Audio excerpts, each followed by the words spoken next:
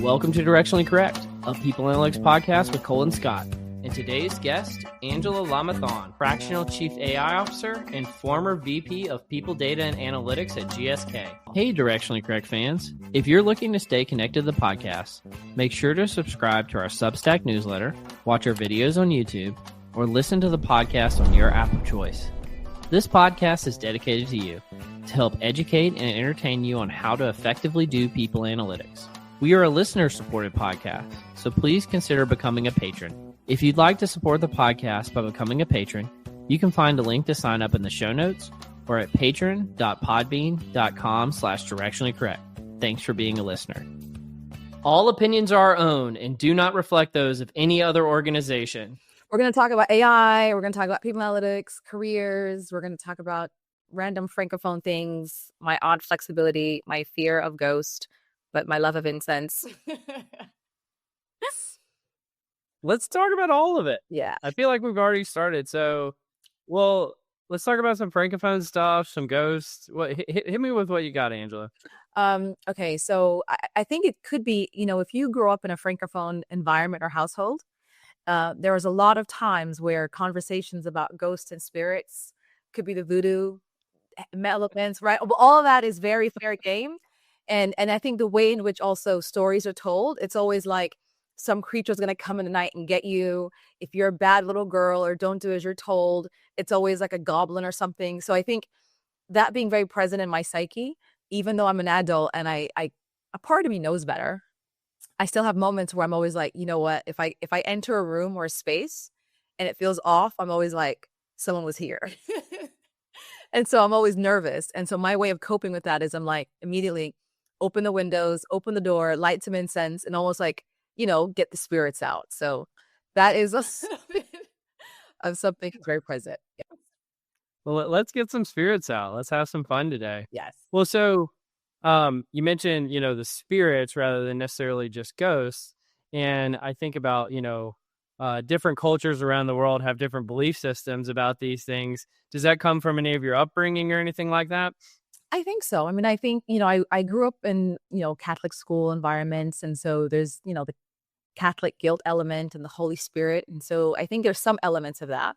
But then I think that's always been peppered with, I guess the more natural, organic side of things that other cultures tend to embody. So I think they all mix together. I'm now very much like a yogi and into the whole yogic energy and the transcendence. So I think a part of me also recognizes that energy operates differently. So I think I'm someone who's quite comfortable with this idea of it's not just what we see. I think that's where my head is at. I think energy is more complex and layered. And so it's not just the energy that we see. There's energy in different forms.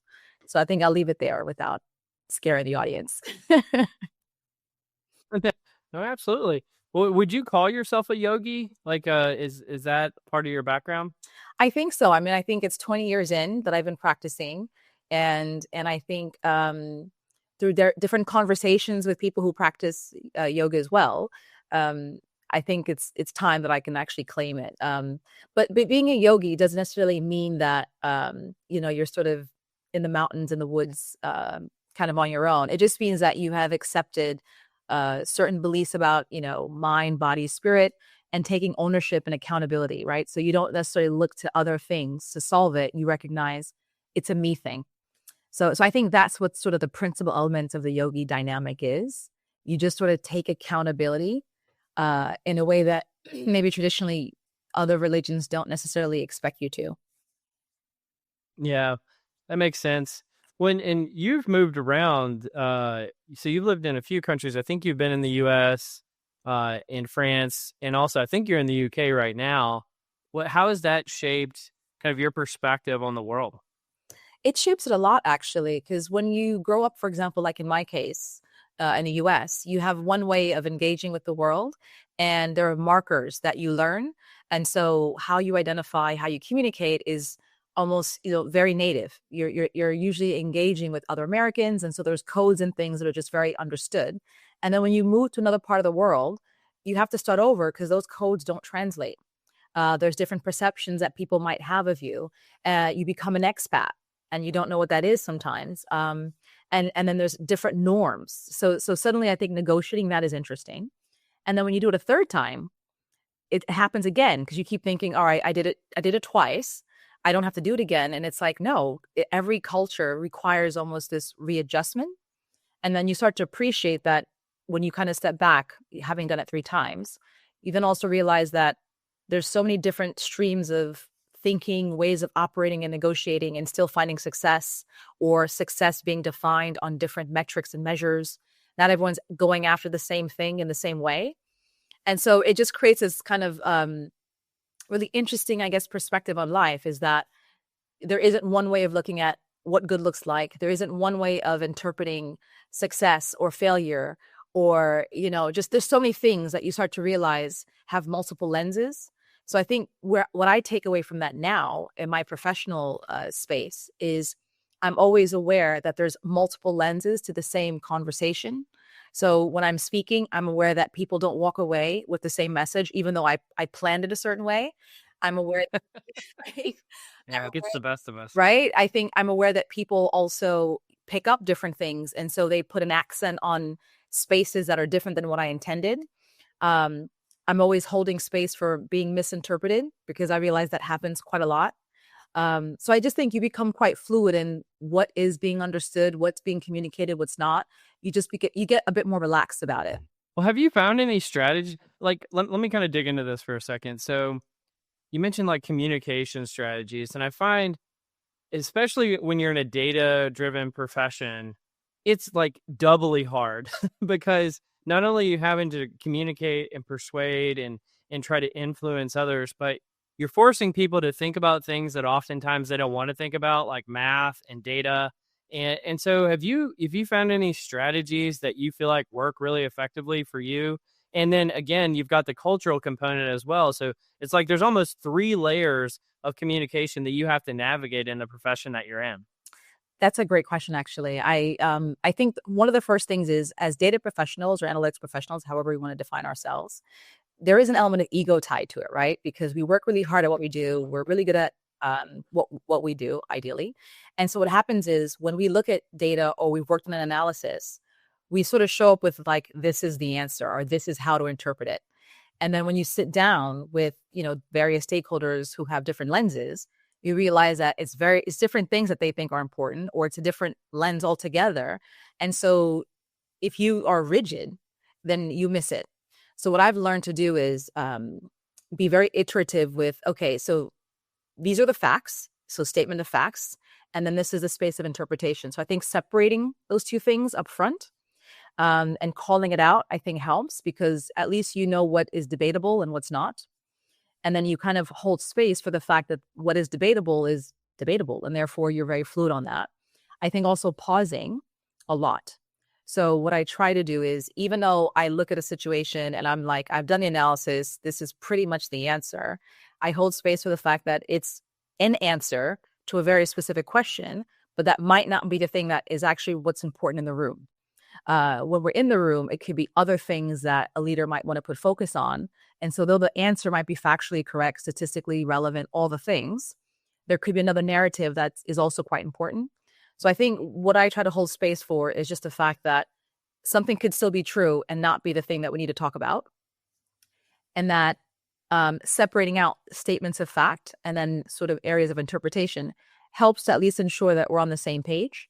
So those are probably the 2 things I think that are the takeaways that I've kind of learned over time, is just to be flexible.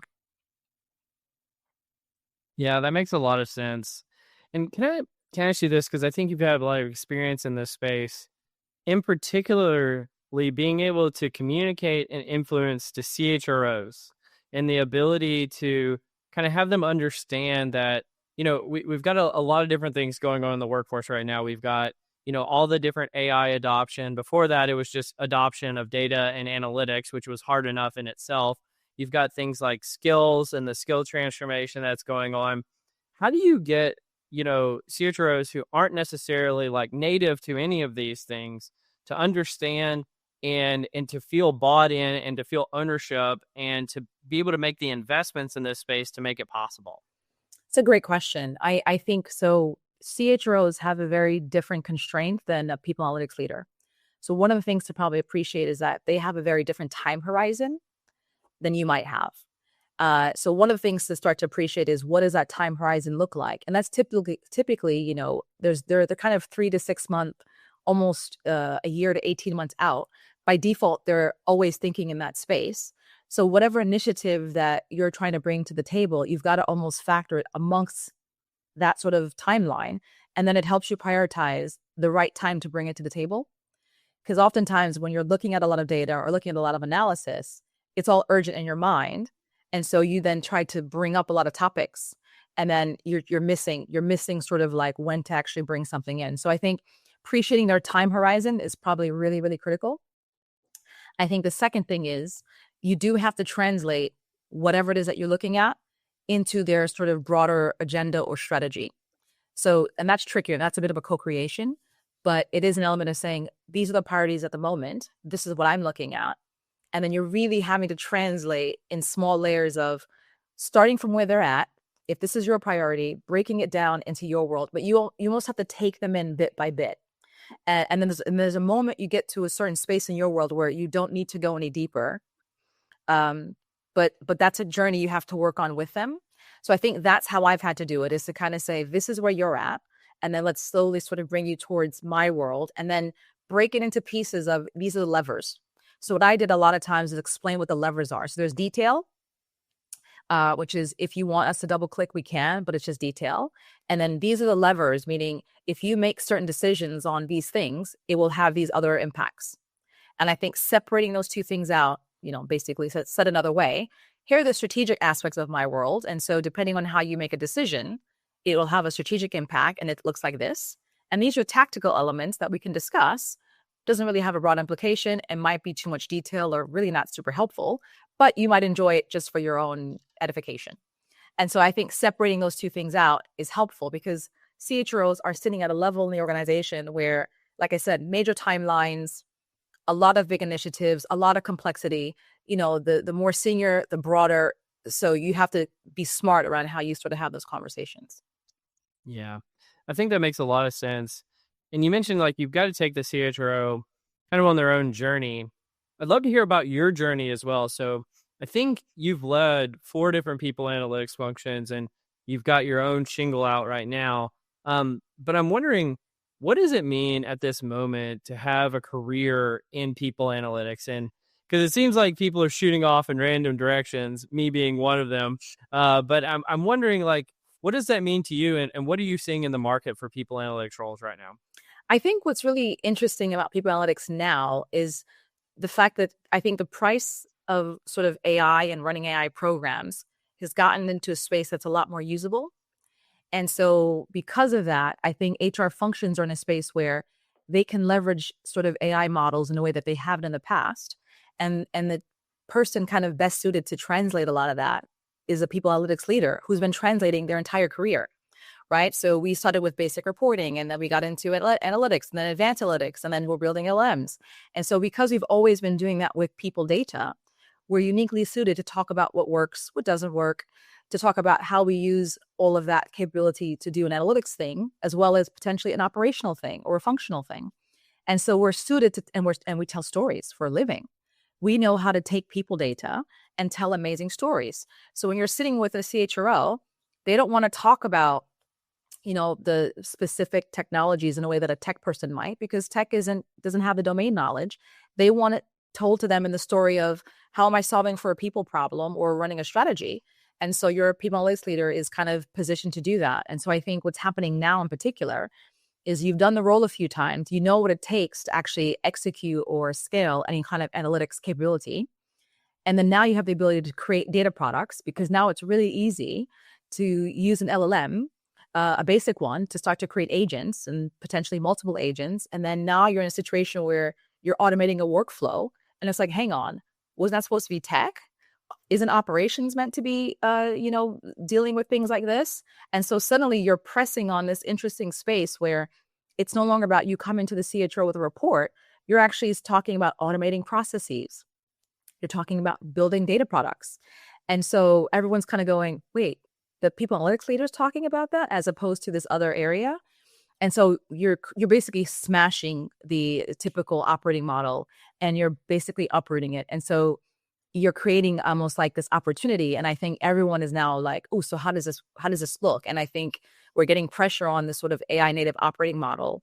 How do we go past these sort of Ulrich traditional, three segments of a COE and operations and, business partnering? So I think it's just we're playing in this space where we're no longer sort of like these neat little kids in the sandbox. Suddenly it's like we're playing with everyone's toys and smashing them and building better ones. And so I think anyone who's in this space suddenly has a lot more opportunity to do and go in different directions than maybe we would have had in the past. Yeah. Yeah. So you mentioned something interesting about an AI native operating model. What what is an AI native operating model, and what would it look like for organizations? Because right now nobody is really running an AI native operating model, but they may be starting to deconstruct their current model and start going in that direction a little bit. But what is the end state that they should be looking for, and how is AI playing a role in that model and in the work that's being done as an output of that model? So I think the AI native operating models, when you start to appreciate that your workforce isn't just made up of humans, but you have these sort of, you've got humans, then you have what it's called, like, I guess, augmented workers. So humans with, additional capability. But then you also have these agents who are coming in and delivering the work of what would traditionally be done by humans. So I think the AI native operating model is almost being designed with those three core groups in mind. So typically what happens with an operating model is you design something thinking only about humans. How many people do I need to get some work done? And then you think about the skills to develop them. You think about their job titles. You think about all these other things that we traditionally think about. And that's kind of what your traditional operating model is. And then this AI native one is actually saying to you, you need to also consider that there's humans that have, some AI functionality to them. So they're literally producing more, being more productive by 20, 30%. And they look like this. And they're trained in a particular way with a particular skill set. But then you have this digital workforce that's emerging in various capacities. And so they're also doing a lot of work that would typically have gone to a human. And then you might have an exchange of how this is organized. So there's some discussions around, you might have humans reporting into an agent, which is, interesting, but it's possible.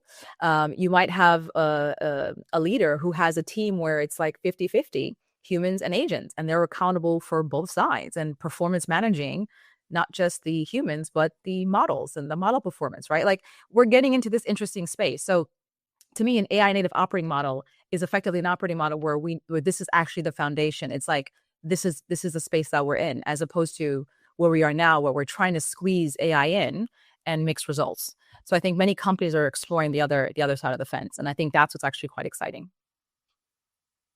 What role do you think that skills and tasks play in this transformation? And how have you looked into that in some of the places that you've worked?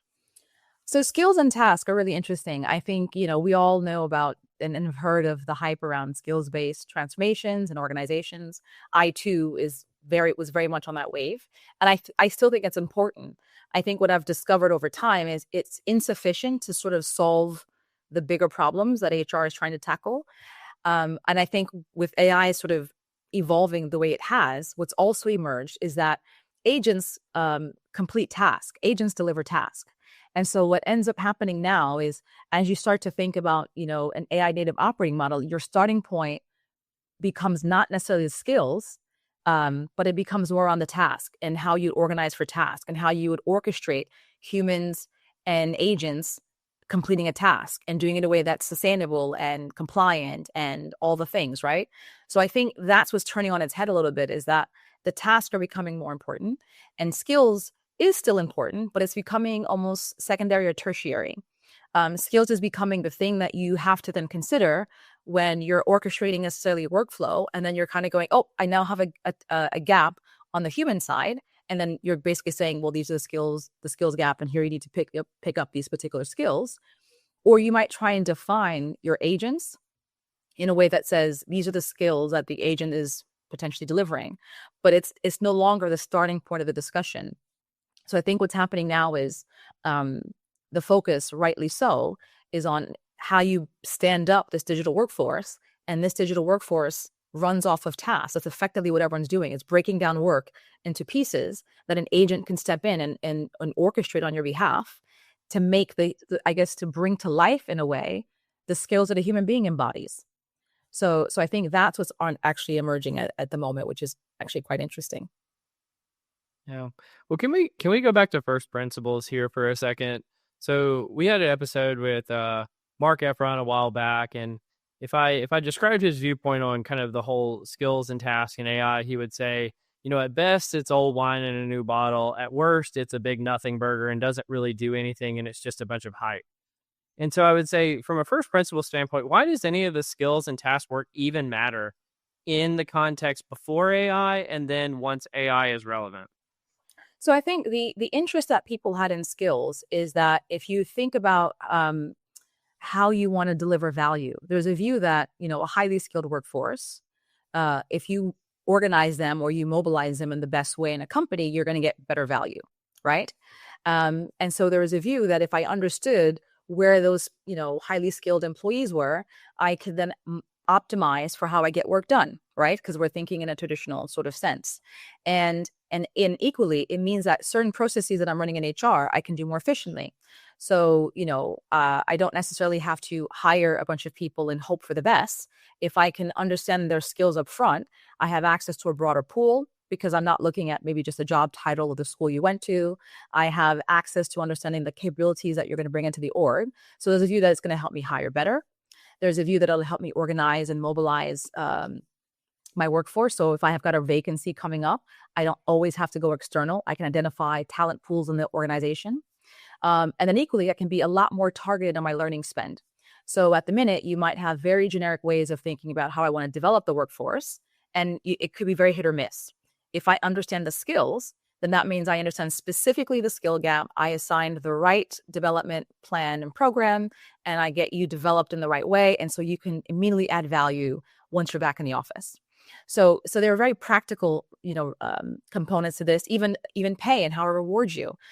If certain skills are really important for a company, then you would argue our incentive model would match. So theoretically, there are a lot of rationales for why it made sense. In practice is where everything kind of falls apart. It sort of never really hits the ground. So when you actually get your hands on a lot of skills data and are actually looking at it, it's not as straightforward to make some of those calls in the way that we were imagining.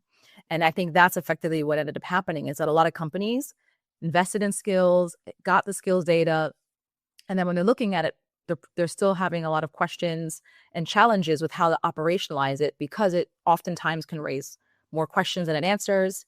It creates some gray areas, especially in recruitment, as we, are observing with certain companies. And so you start to realize it's not as simple as, I understand the skills of the workforce, I understand the skills that I need, and therefore I can immediately start, plugging people into different spaces. It gets trickier. So I think that's what happened with skills, is that it's theoretically sound, operationally has not hit the ground in a meaningful way. Well, let me do a thought experiment with you. I was talking with somebody about this earlier this week, and so let's imagine that AI never gets any better than it is right now. It might become cheaper, it might become faster, it might become more reliable, but it never actually becomes like super intelligence or AGI or what all these people talk about, right? How do you think that it proliferates through HR technology over the next few years? And what are the kinds of work that that the HR technology gets done? And what's the kind of work that humans are getting done? And what are kind of your decision rules for how that proliferation occurs to know which is which? It's a great question. I mean, it's probably a couple of parts to that. So I think if we're honest with ourselves, currently in the way that we work, there's a lot of tasks that we maybe have to go through because you've got still very manual processes that many of us still have to engage with. And there is a lot of downtime in some of the work that we're delivering. This is often labeled as like organizational drag, right? Which is like, oh, it's still really hard to do basic things. So you might argue that, if we get, even if AI doesn't sort of become the AGI and replaces you as a digital twin, as everyone's imagining, but if at least that type of work gets automated in a smart way, that's still a massive benefit to many companies, but also to employees, because you're probably going to enjoy the work that you do because you get to spend more time actually doing it. So one of the things I've always grappled with is, I love the work that I do, but if I actually sat down and looked at sort of how I actually spend all of my time, and then had to actually factor what percentage of my time is spent doing the work and how much is spent on admin and the sort of wraparounds to do the work, you know, it's probably going to not be the nicest number, right? You might have a 20% to 40%, admin kind of lift. And so that changes the role in many ways, right? If agents are now able to do that for you, that means I can spend a lot more time engaging with the actual work that I enjoy, or at the very least, connecting with colleagues, creating a bit more of a, cohesion and a team culture. So I think agents would still solve, even in its current form, operational, benefits to a company massively in terms of how it feels. It wouldn't always feel so hard and painful.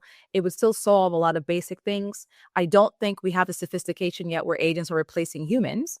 But if it can make our lives easier, and make us more productive in the sense that we're doing the things we enjoy, I don't think that's a bad thing at all. So I imagine we're probably in that space. I don't necessarily fall into the hype that I see in the papers where I think it's something like in the next 5 years, white collar jobs or something, or entry level white collar jobs all disappear. I'm not so sure I'm buying into all those concepts. I think most of the companies who still have the ability to deliver agentic AI systems in a broad way, they still have not gotten rid of headcount. The majority of the stories are they've made a bunch of investment, and they were super excited, and then they either let people go and rehired, or they have not been able to let anyone go, and so they just have an extra bill. So if we're honest, it's not as simple as just plug in a few agents, get rid of headcount. That sophistication is not there yet. Yeah. I went through this period where anytime somebody made like a major AI announcement about how it's going to replace their workforce or what have you, we would always cover it on the podcast and be like, ooh, this is so interesting. And I've just kind of quit doing that because a lot of times they walk it back. A lot of times it's actually just publicity to juice their stock price at the moment, or like to introduce a product or something like that. And so I realized that like I'm catering to their narrative if we just continue to cover it endlessly on the podcast. And so I'm just waiting to see some realness in that market. But in relation to realness, what's a survey GPT and how do you use it? And is it good? Thank you for saying that. So Survey GPT was a product that my former team and I had built together because we had a really interesting challenge. So large organizations, so GSK is, a biopharma, 75,000 employees, and you run an annual survey and you give them the opportunity to sort of give you verbatims, right? To sort of open-ended questions. And so you get a lot of that, right? You get 75,000 comments. And so how do you make sense of that richness? And so what the team and I built was something called a Survey GPT, because the timing was such that, Gen AI launched and then it was like custom LLMs. So we built a custom LLM that helped us to make sense of our survey data. And what was really interesting was, like I said, we built a product, and rather than sort of coming to our leaders and saying, here's a report or here's a dashboard, which we still did, we were like, here's a custom LLM. And so now they're engaging and they're able to sort of, interrogate the data in that way. And it worked out really well. We first built it for ourselves, so it was helping us get better. And then over time, it was like, well, why are we keeping it just for us? We should share this love. And then we started to share it more broadly. And so that's what I mean in terms of the price of LLMs, the ability to sort of customize them and do unique things being interesting, because you're now building products. And so that's what the Survey GPT is. And I think it's really good. I think for what we're trying to ask it to do, it's super helpful. So yeah, that is super helpful. And I just think that I just keep thinking like 10 years from now, nobody's ever going to run a survey again because they're just going to be able to get all that data in real time natively. You can already do it today, but it's going to be more pervasive than it is now. But, whoever, I don't even understand. Like, I quit taking surveys. I probably shouldn't even admit to this. I just quit taking surveys altogether, like, 5-6 years ago. And I was at the time, the irony was I was like running survey programs for major corporations as that was going on. but I just didn't feel like they were as relevant anymore. But let me kind of pivot here to, I know you've done some work in talent intelligence, and so I'd like for you, I know like skills kind of falls in that space, but I'd like for you to kind of define, what do you mean by talent intelligence? And then what are some of the most impactful use cases right now and over the next few years in that space? Yeah. So when it comes to talent intelligence, so effectively, we were trying to get to the point where, we want to identify really particular talent pools. We want to understand where they are, because that's part of how you think about like a location strategy, or how you might think about mobility or programs. And so talent intelligence was basically being able to look at talent pools and say, where are certain capabilities nested, if you will, either in the organization or externally. So that's how we were thinking about talent intelligence, where it's, you've got individuals with particular skill sets, and they move in the company a certain way, but they're also maybe sitting in particular markets. So that's effectively how we thought of it. I don't know if you think of it the same way, but talent intelligence is effectively talent pools that we're trying to analyze. And then the skills part came into it because of how we were trying to make sense of it. Yeah, I think that makes a lot of sense. And I find that talent intelligence, much like people analytics, just has a bunch of amorphous definitions, and I don't really care to weigh in. And so I just trust whatever anybody I'm talking to's definition. And like, as long as they tell me what they're talking about, I can talk in their language. And that's pretty seamless. Well, Angela, do you want to join me in Cole's Corner? Yes, let's do it. Welcome to Cole's Corner. So the first one, what is the best, most beautiful language? French, English, or something else, and why? I think in the research, they say it's Russian. I don't know why. It must have to do with syntax. But in my personal experience, being that I speak French and English, I'd go with French. All right. Why? And I think the reason is because with French, there's so much nuance and so much ways in which you can describe something. And I think that makes it delightfully complicated, but also quite charming. So I think that's why I would say French. Yeah, that makes a lot of sense. What's the place you've never been to that you most like to go? I still haven't visited Japan. I have always wanted to go to Japan. I got as far as South Korea, but I still have not made it to Japan. So I absolutely want to go to Japan. Yes. Where you were swimming from South Korea and you just couldn't swim any further? What happened? I ended up pivoting back the other way because I had to get to India for work, and it was a missed opportunity. But I need to find my way all the way to Japan. So I will get there eventually. Hopefully next year, maybe. Absolutely. Why do you do what you do? I think I got into analytics because it was very concrete. I could something tangible that I can kind of wrap my head around. It was practical, but also still a bit creative. And when I started, it wasn't that interesting or attractive. So no one was really in the space. So I thought, oh, this is fun. I'll have a guaranteed job. It was a bit like nursing. Like no one was really excited about this. But now it's become so competitive, and it's like a thing that I'm a bit like, that's surprised when I look at it sometimes. It's evolved to such a space that everyone's like, oh my God, you're, in this AI and analytics is so cool. But none of us who started back in the day were ever thinking about all of this. So I think all of us are like, okay, sure. So yeah, it's probably kind of where it's evolved to now, I think. Yeah, we've all kind of surfed that wave together, it seems. I'd love to talk more about that. Maybe we can talk about it at the end, just what your experience has been doing that. But I've got one big question for you. Sure.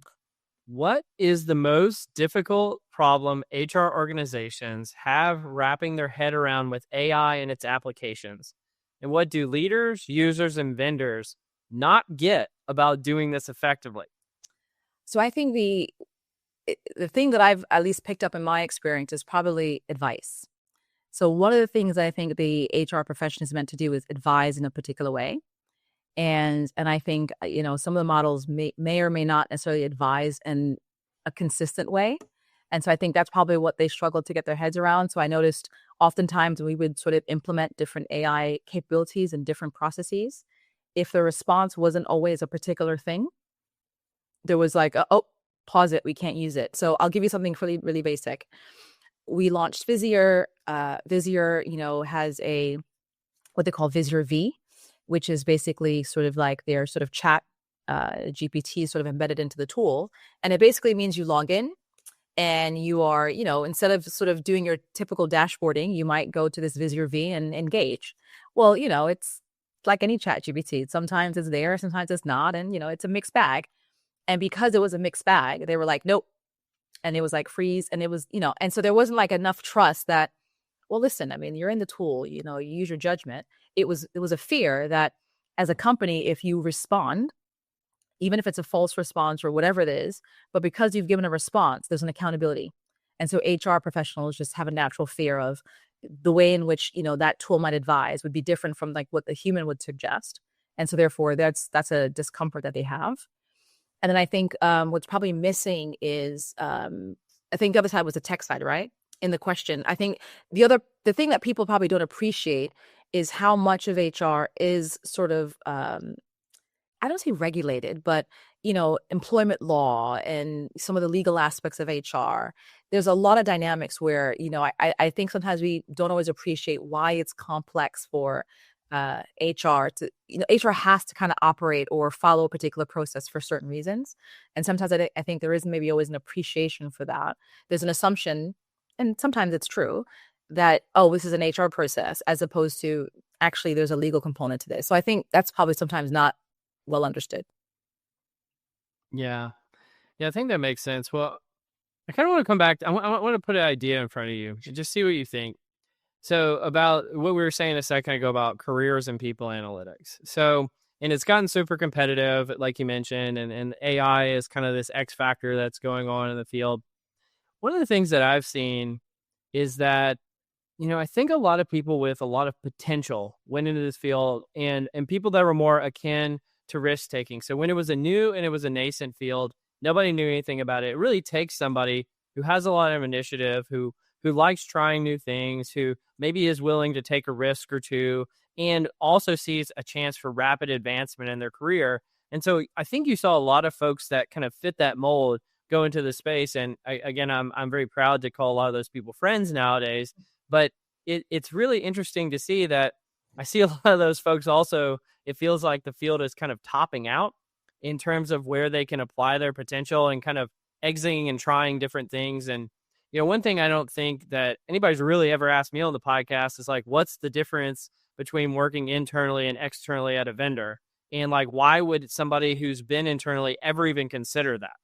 And so I wonder from your perspective, what do you see that's going on with kind of our cohort of folks in this space who really want to have a high ceiling, and where does that ceiling go for them outside of people analytics potentially?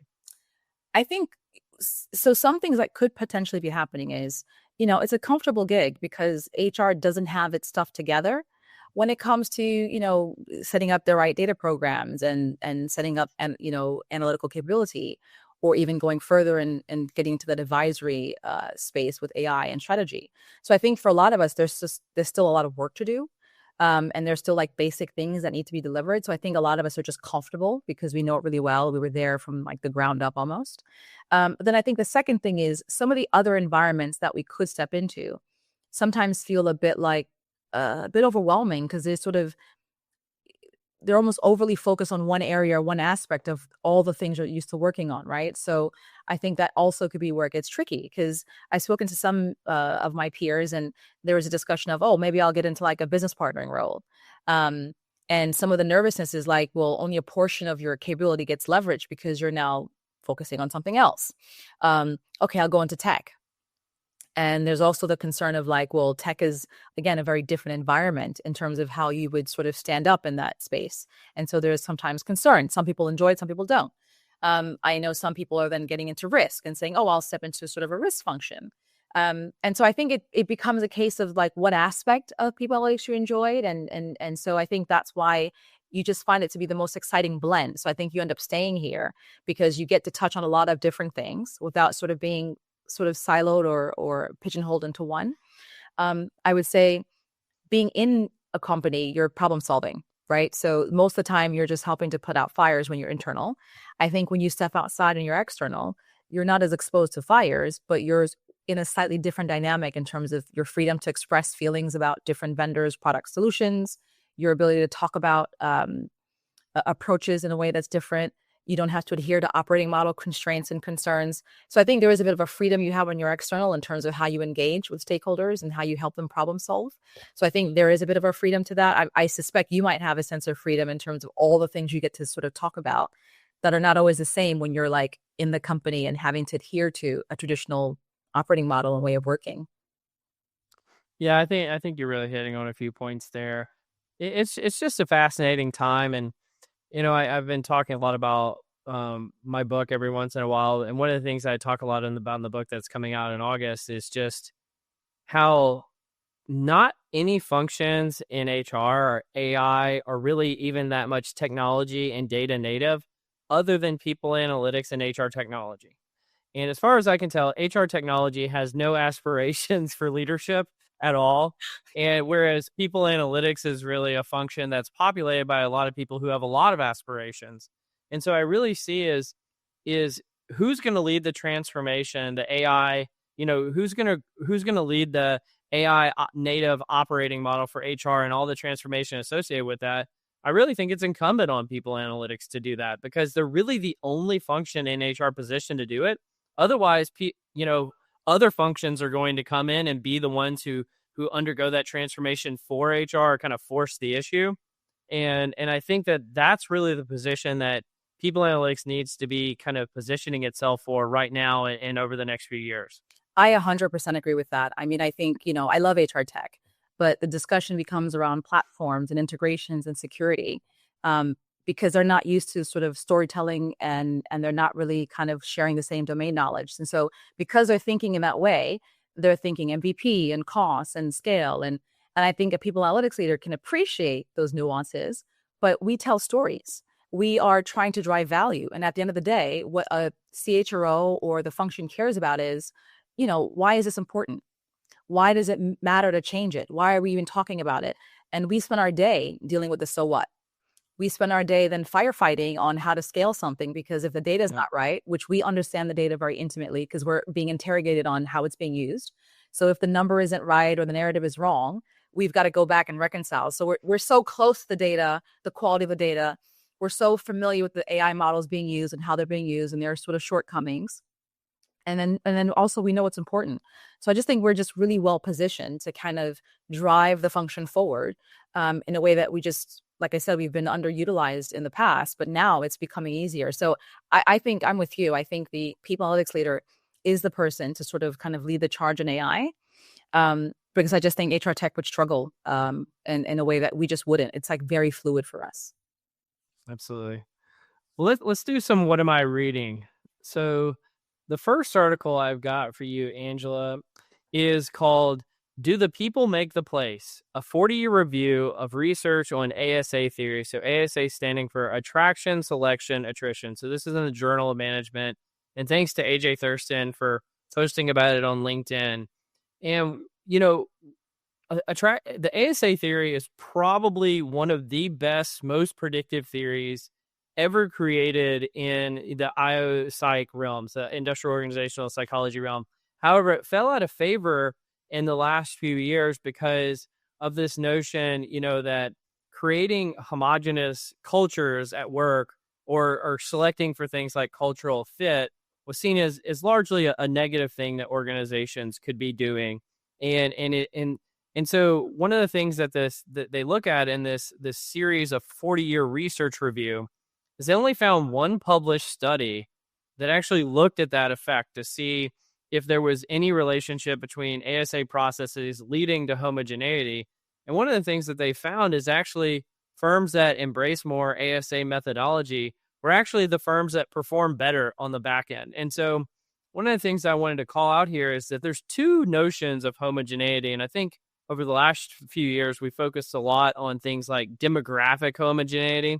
But attraction, selection, attrition can also apply to, like, let's call it, cognitive homogeneity or differences in people in like what they believe. And so I always think back to Apple's, think differently campaign. And so if you were the kind of person who thinks differently, you probably want to work at Apple. And there's a lot of ASA that comes into that equation.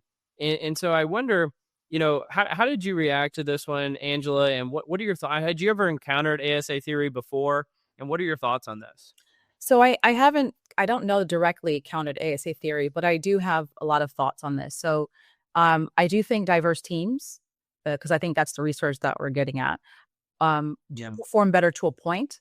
I think some of the research that I've come across have been things like, there's a level of diversity that becomes unproductive because everyone can't meet in some, in the middle at some point. But then there's a certain amount of diversity that is super, super productive. So there's a sweet spot, I think, with that. But I do think what's usually happening is a lot of us as managers are not taught how to manage diversity, how to lead with diversity. So what typically probably happens in companies is that you tend to be in a position where you tend to sort of either hire or engage with your likeness in some form. Not always physical likeness, but an analytically minded person likes another analytically minded person. Um, and so I think what that ends up doing is that you then don't create the opportunities to bring diversity to life. You might tend to, if you're an extrovert, engage better with other extroverts because you might be uncomfortable with the introverted personalities, right? And so I think all of these dynamics will come into play. And I found that I've had to even learn over time that if I want to get the best of my team, it's almost like meeting them where they're at and then finding ways to draw what's good. But it's a very different way of thinking because sometimes you're in an environment where we've defined that good looks like this. And then sometimes you are barely even that yourself for the role that you're in. So you're like, well, I've got to maintain a thing. But then you're looking at your team and going, oh. And so I think sometimes there's an almost unspoken pressure about what some of those things are. And so I think you're right. It's like we sometimes know it's better, but then there's the culture of the company and how they navigate and operate. And sometimes that creates an obviously very interesting mix because even though a company might say they want innovation, I've been in spaces where that's what we've said, but we haven't been innovative in like years. And so even though we say it because it sounds cool, culturally, we're not that innovative. We don't mind not being innovative. And so when you then come in and are trying to be like, hey, right. So I think there's like, there's a lot of layers to it, but I think on the surface, it's actually, very factual, diverse teams, creative tension, something interesting always comes out of that. But the reality is in companies that may not always be accepted. So you've got to almost read between the lines of where you're at. Yeah. Well, I want to build on that for a second because, I see HR. Every company has kind of their own unique culture, but HR itself everywhere has its own unique culture. And I always kind of put it into three camps. There's the talent acquisition camp is basically the partiers, the folks that are extremely extroverted, want to talk all the time, and they're very they have their own little niche. And then you have the HR business partners, very diplomatic, very they could work in the State Department for a different country because that's the role that they're having to play. And then you have kind of some of the COEs and the technologists and the analytics. And I've always tried to go to the happy hours with the rest of the HR team. And they're always it's a introverted person amongst all these extroverts. And it's compared to most people analytics folks, I'm very extroverted. But compared to the traditional talent acquisition recruiter, I'm the weirdest, most introverted person on earth. And so it's just so funny to see how this plays out in the HR dynamics of how the function runs. Yeah, that's so well said and spot on. I empathize with that completely because that's effectively what I've always seen too, right? So, for us to become leaders in people analytics, you have to be extroverted. So in my mind, I'm like, oh, I'm very extroverted. And then you come around business partners and then talent acquisition and realize, oh my God, I'm like a lamb. I'm nothing compared to these guys. So that is a bit of a learning. And then I think at the same time, though, there's a beauty to the introverts because you then have to engage with them a particular way. So yeah, I agree with that. I think that's the part we have to make space for, which is we know that these are sort of the dispositions. How do we bring that together in a way that's meaningful? How do we hold space for it and manage it in a way that means we get the best of people rather than sort of sometimes maybe too quickly judging and therefore making the assumption that they can't do a thing or aren't eligible or capable. I think that is a behavior HR probably has to sort of figure out because each of the camps sometimes don't let others in because they're like, no, you don't have this. You haven't done it before. And it's like, well, if you don't open the door, I'll never do it. So I think there is a bit of that as well. We've got to kind of get over ourselves. Yeah, I think that's a big thing. We just need to get over ourselves sometimes. But let me move on to the next one I've got for you. So I've got one called evaluating the impact of faking on the criterion related validity of personality assessments. And so this was a reshare from Thomas Chamara Premusic, but by some authors on a different research article. And basically what they found in their meta-analysis of faking on personality assessments is, do people fake? Yes, especially when instructed. Some items or questions, especially emotional stability and conscientiousness, are more vulnerable to faking than others. And we can probably dig into that in a second. And then even when people fake, after they are instructed to do so, personality assessments remain valid and useful predictors of performance, which I thought was super interesting. But how did you react to this one, Angela? And I'd love to get your thoughts.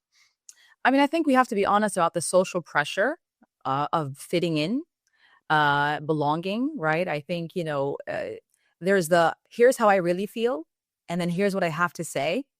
And that dynamic is always at play. And so many of us, when we come to work, have understood, like, this is a place of work. This is a place for me to be professional. My mask has to be on, right? Like, I'm not home. So therefore you show up and you sort of behave and respond like a professional. And so you say what needs to be said. And then you have if I was home or in a safe environment with my mask off, something else happens. So I think we just have to be honest about the fact that that's what's at play with these surveys, right? There's a role I have to play, and so I play my role. And I think that's effectively what it's pointing to.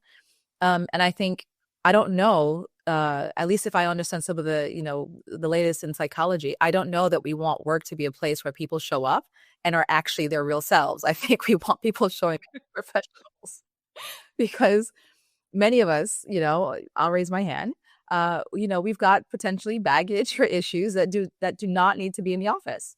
And so I think we have to be honest with ourselves that trying to get to the, like, what are you really thinking and what's really in Cole's mind, it's not appropriate for the place of work. What we need is professionals showing up to do a job and to engage with colleagues. And so if they're doing that, well done. And then anything else that might be blocking them, we have a hotline or something that we direct you to where you call and get support. But I just think it's too much to expect a company and managers to deal with all of it. I think it's overwhelming. So yeah, I think there's a time and a place, but we need to be honest that work is a place of, work. And so therefore you need to show up as a professional, and then outside of work is outside of work, and, up to you would be my take. Yeah. I'll tell you a funny story about this. So I remember I was an undergrad and I had applied to work at a bank, and they gave me an assessment to take as a part of their selection process. And they were very gracious, because I guess I failed the assessment, and they went through the results with me afterwards. And there was a question on there. And again, this was before I had learned a lot about psychology or anything, so I didn't really know what I was taking. And there was a question. It was like, so if one of your coworkers shows up late for work and the manager says that's okay, is that okay with you? And at the time, I remember I was actually working somewhere, and I had these coworkers who were always showing up late, and the manager didn't do anything about it. And so I was like, I guess it's okay. And because, like, my manager wasn't doing anything about it. And then I realized that they actually coached me afterwards. They were like, well, this actually shows that you're less likely to show up to work on time, and you think that that's acceptable. I was like, no, I was answering it because of the situation I was in at work, and I didn't know it was not kosher. And that's when I realized that these assessments aren't meant to show, like, how you would actually judge a situation. They're actually just trying to assess, again, your conscientiousness or your emotional stability. And I should have answered, and will answer from now on, that showing up for work is always bad. Yeah. And so I don't know. I just thought that was funny. I mean, I think I've understood early on, and maybe for different reasons, that, and maybe because I went to business school, and so I knew that there was a business objective, but there's only one way to answer. It's like, you need to be a good worker, and a good worker is defined in a particular way. And so whenever you're filling those things out, you need to fill it out with the view of, what would a good worker say?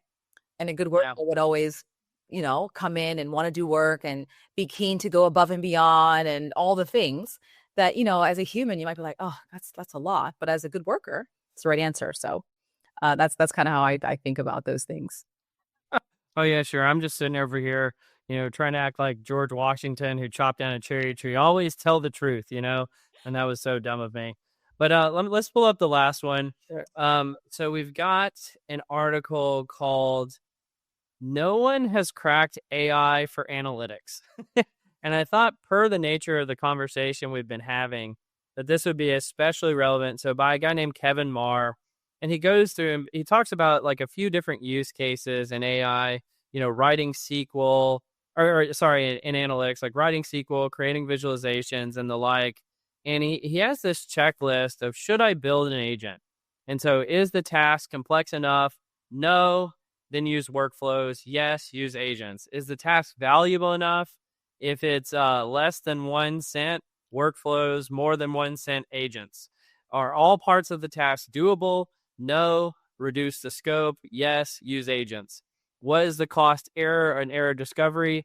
If it's high, read only or use a human. Basically, if it's low, use agents. And so I thought this was fascinating because, and I'm guilty of this as anybody, talking about how AI is really going to come, for a lot of these analytical roles, and even talked before about maybe it shouldn't be called generative AI. Maybe it should be called generative BI, because it's going to do a lot of BI tasks and those type of things. But how did you react to this one, Angela? And what role, like, has no one really cracked AI for analytics? And if not, what do you think? And if so, why do you think that this guy's wrong? So I think it's tricky. Like I said, I think there's the fact, but I think what people have to appreciate is people data is telling a story about sort of, people in a particular context, and that interpretation becomes tricky. So like I said, if something as basic as attrition, we always know if I want attrition, then the higher number is okay. If I was actually launching a retention strategy, then that higher number is problematic, right? But how I'm going to interpret that dynamic is really down to the objective that I might have, and it might not be obvious in my data set, or it might not be obvious in how I would even interpret it, because it might not be sitting somewhere. It might be a conversation that I'm having with the business person. So I think what makes it sometimes tricky is that I think people challenges or people strategies or people sort of issues are not always very black and white in terms of how you would solve for it. So for example, I know some companies or some functions, they have the luxury of building solutions or analytical solutions where it always tells you the next best action. It tells you what you can do next, because it's almost a bit like, it's a bit more streamlined in terms of what the right answer is. And I think with people, there's always a bit of a nuance. There's always like a third thing.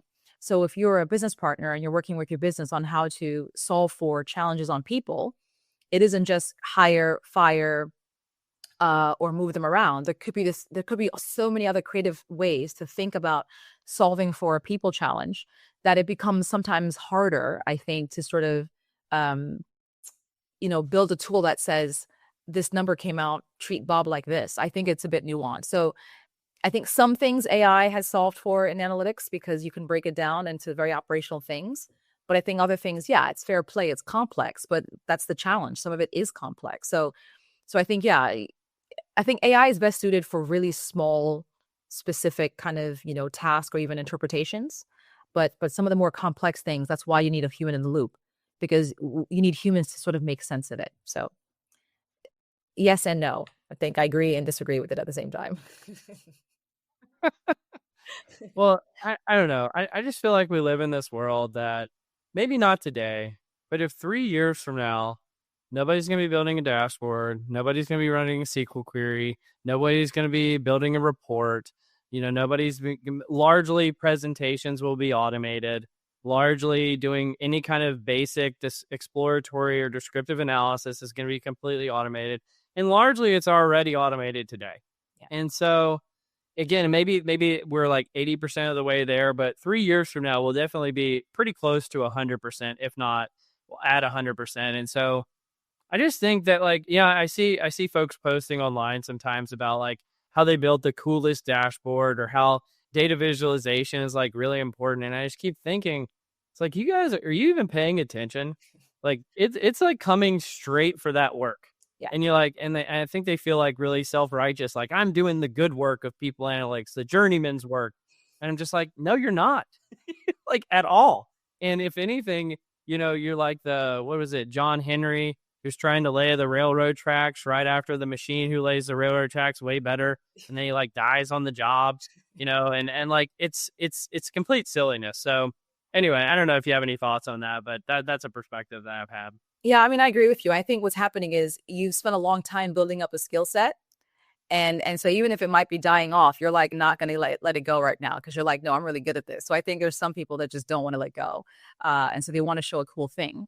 But I'm 100% with you. The goal was never dashboards. The goal was always a story.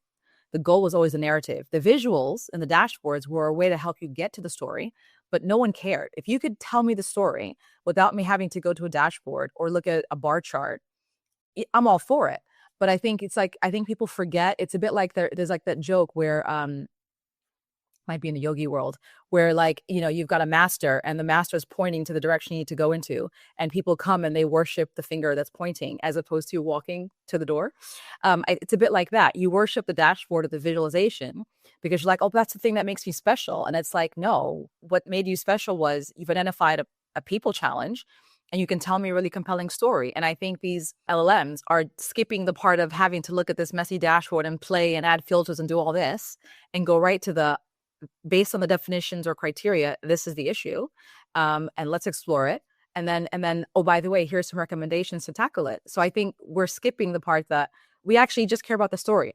And that's the thing that people analytics leaders are really good at, is the storytelling. So let's not get caught up in tooling and visuals and dashboards and all the rest. That's not it. They're meant to help the story. And so let's focus on the story, what's happening with our people. And so that's what I think is the direction. I think we might have forgotten that because the tooling was very heavy and complicated and you had to go to explain the number and you got caught up in that detail. And so I think many of us bled having to go back and reconcile data, and a leader going, what? That's the number? I didn't know that was a number. And you're going, oops. Right. So I think we've got some pain there, but yeah, the goal isn't the visual, it's the story itself. So we need to get back to that. Yeah. It's the story and it's the decision-making, I find this quote to be very motivating, but like if you're in a kind of a bad situation, sometimes the only way out is through. Yeah. And I think we're in kind of the situation where we just need to burst through as a people analytics function and kind of turn over a new page and really think about the future. And I'm just, trying to bring other people along with me, but you're right there with me or ahead of me, Angela. And I really appreciate you've been a fantastic guest today. Any parting words for the audience or anywhere people can find you? Yeah. So my new sort of advisory practice is People Alchemy. So you can go to peoplealchemy.ai and you'll be able to sort of find me. I'm also on LinkedIn, so you can also find me there. But yeah, I'm going to spend the next sort of, 10, 11 months or so just sort of playing around with a lot of AI things and initiatives and just sort of trying to figure out what this sort of frontier looks like. And so, yeah, if you're on the journey and also really fascinated by sort of how AI is going to supercharge all the work that we do, then yeah, hit me up and let's have a chat. Well, look at you just getting to play around with AI for the next year or so. Well done. But you've been a fantastic guest, Angela. Thanks so much for joining. And you've been listening to Directionally Correct, a People Analytics podcast with Cole and Scott. And today's guest, Angela Le Mathon. Thanks for joining us, Angela. Thank you. Thank you for having me.